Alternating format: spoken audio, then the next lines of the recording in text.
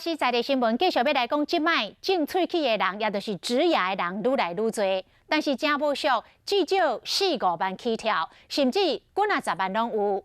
也毋过有民众开大条钱来种喙齿，差一点也无命。来看今仔日的真相急先锋。我当初还傻傻的回到，差一点死在火车上哦。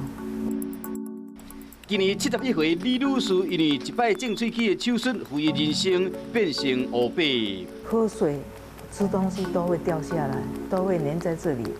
到现在为止哦，每天24小时，只要你醒过来，就是麻得很严重。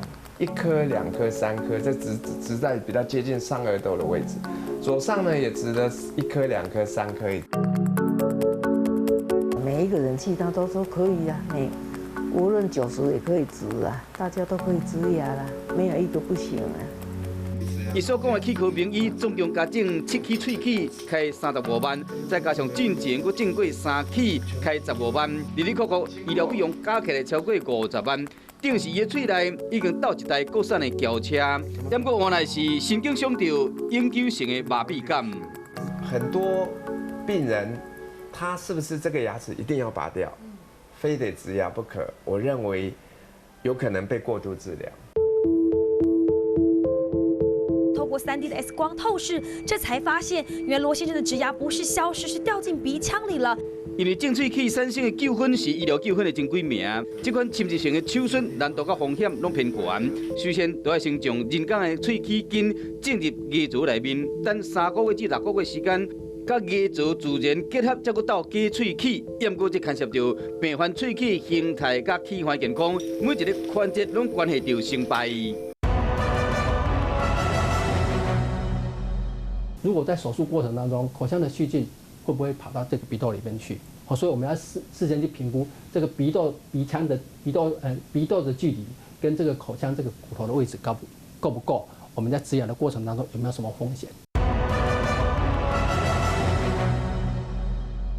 我们在植这个人工牙根，如果要植在这个位置，的时候，会不会影响到下齿槽神经？在植牙的过程当中，那个下齿槽神经受到损伤，病人术后之后，造成嘴唇麻痹的一个状况。种喙齿的空喙有感染的风险，种喙齿了后，佫有可能会肿、会痛、甲袂麻，甚至技术的好歹嘛决定喙齿会使用1世人，也是敢会使用3、5档的寿命。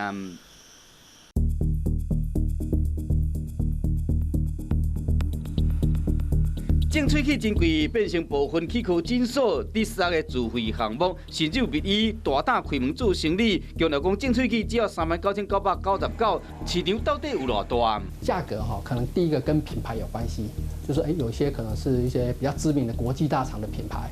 第二个就是术式的一个难易度。 有些呢，可能这个手术上面来讲，可能还要再做一些补骨粉啊，或者是他要做一些其他的骨头增高的一个手术啊，这样子的话，所以这个手术的过程里面要多增加一些耗材。种一支喙齿会开偌济？这个答案超够济，互你想袂到。依照消基会2016年的统计，一齿总计是平均6万至15万不等，甚至还佫有种喙齿的痛苦指数，也就是上班族爱工作334点钟到1250点钟，才有法度种一齿。 种喙齿的收费嘛真混乱，牵涉到2个层面。首先是种喙齿的齿根手术，包括医术的技术费、甲实体也是补骨等等材料成本费用。第二部分是假喙齿的费用，同款嘛包括医术的技术费、佮材料的成本费。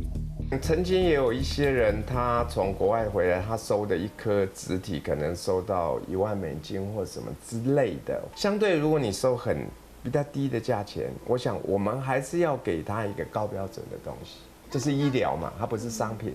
我付了这个钱，消费者付了这个钱，他是不是有相对的这个价值感？